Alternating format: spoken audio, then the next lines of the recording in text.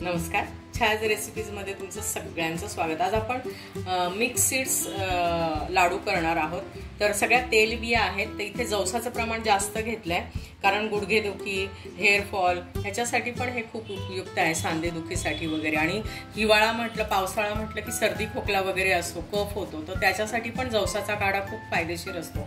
म्हणून जवसाचं प्रमाण मी जास्त घेतले। 300 ग्रॅम जवस आहे, 100 ग्रॅम सफेद तीळ आहेत, 50 ग्रॅम सूर्यफुलाच्या बिया आहेत आणि हे 50 ग्रॅम पंपकिन सीड्स आहेत, म्हणजे लाल भोपळ्याच्या बिया, आणि ह्या आहेत खरबुजाच्या बिया, ह्या पण 50 ग्रॅम आहेत। ह्या सगळ्या मी भाजून घेणार आहे आणि मिक्सरमधून त्याची पावडर करून घेणार आहे। हे आहे 100 ग्रॅम मखाने, हे पण चांगले तूप घालून क्रिस्पी भाजून घ्यायचेत आपल्याला, असे अगदी फुटतील असे हाताने, आणि मग त्याचे पण मिक्सरमधून पावडर करून घ्यायचे। हे भाजताना ना हे लाल असतात त्यामुळे आपल्याला समजत नाही नक्की, पण जेव्हा असा चटचट आवाज येतो ना, याचा तडतड आवाज येतो, हे बघा असे तडतडायला लागले की मग हे काढून घ्यायचे, कारण मग जळून जातील, आपल्याला समजत नाही ते लाल असल्यामुळे। तडतड आवाज आला की हे काढून घ्यायचे। तीळ आणि सगळ्या बिया आपण छान भाजून घेतलेल्या आहेत आणि हे मखाने भाजलेत, ते इतके क्रिस्पी भाजायचे ना की हाताने असे फुटले पाहिजेत, इतके छान क्रिस्पी झाले पाहिजेत। मी तूप टाकून 4 वेळा असं छान खमंग भाजून घेतलंय त्याला।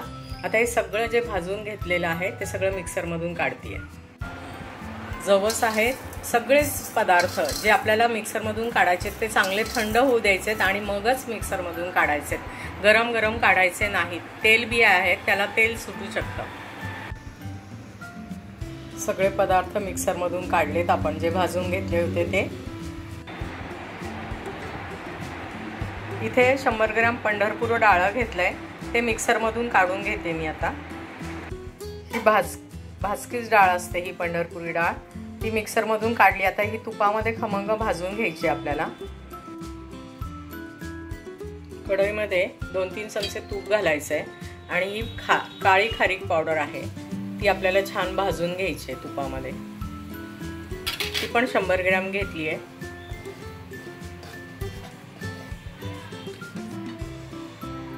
सीडलेस खजूर घेतला, त्याच्यामध्ये बिया नाही आहेत आणि पण त्याच्यामध्ये ते वरचं जे असतं ना देठाचं, तर तो भाग असतो, तो नीट स्वच्छ करून घ्यायचा आपल्याला, सीडलेस जरी असले तरी। आणि आता हे तुपामध्ये मी थोडं मेल्ट करून घेते, भाजून घेते। हे खजूरचं वरचं देठाचा भाग असतो ना, जरी सीडलेस घेतलं तरी हे त्याच्यामध्ये असतं, ते नीट निवडून काढायचं असतं।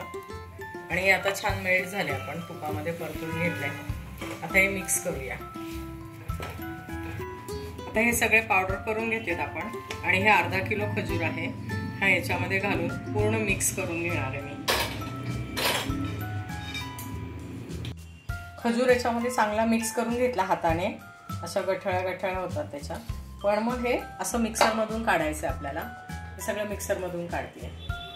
मिक्सरमधून काढल्यानंतर हे असं छान मोकळं सुटसुटीत होतंय बघा। अर्धा किलो गूळ घेतलाय आणि याच्यामध्ये अर्धी वाटी पाणी घालणार आहे मी, आणि हे मेल्ट करून घ्यायचं, याचा थोडासा पाक करून घेते। गूळ वितळलाय, चांगलं उकळी आली आहे त्याला, आणि हा एकतारी पाक आपला झालेला आहे, दिसते बघा शेवट अशी तार आलेली। तसा झाला की गॅस बंद करायचा आणि हा पाक त्या मिश्रणामध्ये ओतून द्यायचा।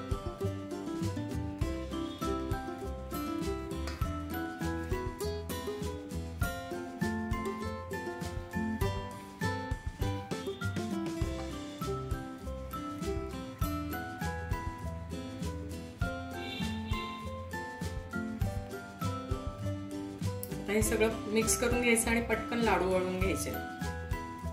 पाक घातल्यानंतर हे गरम असतं, सगळं पटकन मिक्स करून घ्यायचं, आणि कोमट झालं की थोडे आता याच्यामध्ये भाजलेले तीळ मी थोडे ठेवले होते, त्याच्यामध्ये घालून लाडू वळून घेणार आहे।